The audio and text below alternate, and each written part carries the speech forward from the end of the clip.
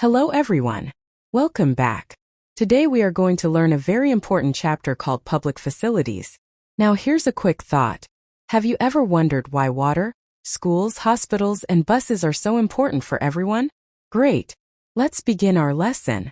Right arrow now let's see what exactly we will learn today. By the end of this lesson you will be able to understand what public facilities are, learn why the government is responsible for them, understand water as a right to life, learn about water inequality using Chennai's example, and suggest solutions for improvement. Also, we will learn some keywords like equity, universal access, taxes, sanitation, and more. Right arrow now before we go deeper. Let's start with a small thinking activity. Let's imagine something. Suppose water comes to your home for only 20 minutes a day. Now think, who will get water first? What will happen in summer? Is water a need or a luxury? This activity helps us understand one big idea.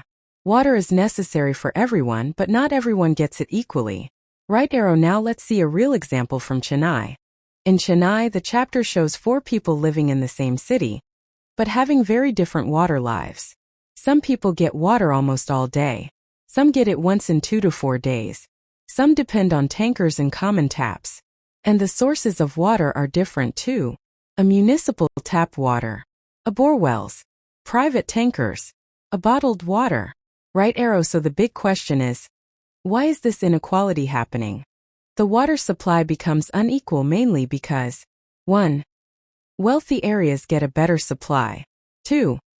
Connections and influence help people arrange tankers easily. 3. Poor areas wait longer and get less water. So in the same city, water is not shared equally. Now this makes us think of something very important. Is water just a service? Or is it a right? Water is not just important. It is a human right. The United Nations said, everyone should have safe, acceptable and affordable water. In India also, Article 21, right to life includes the right to water. Courts have said that safe drinking water is a fundamental right. Example, Andhra Pradesh High Court, 2007, ordered water supply of 25 liters per person. Now if water is a right, then who should provide it? Public facilities are essential services needed by everyone to live a decent life. Examples include water supply, sanitation, healthcare, electricity, public transport, schools and colleges. These facilities help society run smoothly. Now let's understand what makes these facilities public. A facility becomes public because, once it is provided, many people can share its benefits. For example, one school benefits hundreds of children. Electricity helps homes, farmers, workshops, and students. So public facilities are meant for everyone, not just for a few people. Now the next question is, why must the government provide these? The government must provide public facilities for 2 main reasons. Reason 1, basic needs. Public facilities are necessary for a decent life, and rights are for all citizens, rich or poor. Reason 2, private companies. Private companies work for profit. They may provide services only to those who can pay. So access becomes unequal. Now you may ask, how does the government arrange money for all this? Now we see a discussion between AMU and Kumar. Kumar feels public facilities should be for people in colonies first. But AMU says something important. Slum dwellers are also citizens. Public facilities like water and sanitation are for everyone, not only the rich. So the government must protect the right to life for all people. Now let's move ahead and see, where does the government get money for these facilities? The government gets money mainly from taxes collected from people, and the government budget shows how much money comes in and how much is spent.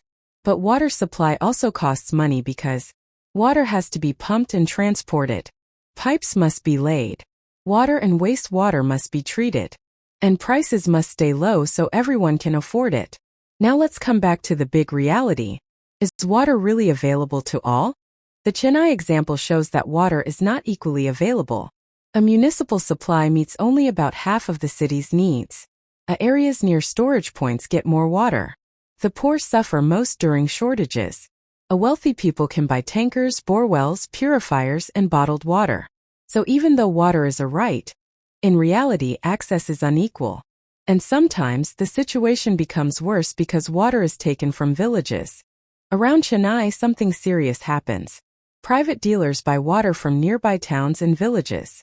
Farmers are paid to exploit water sources on their land. But the result is a less water for agriculture, a less water for villagers. Groundwater levels drop drastically.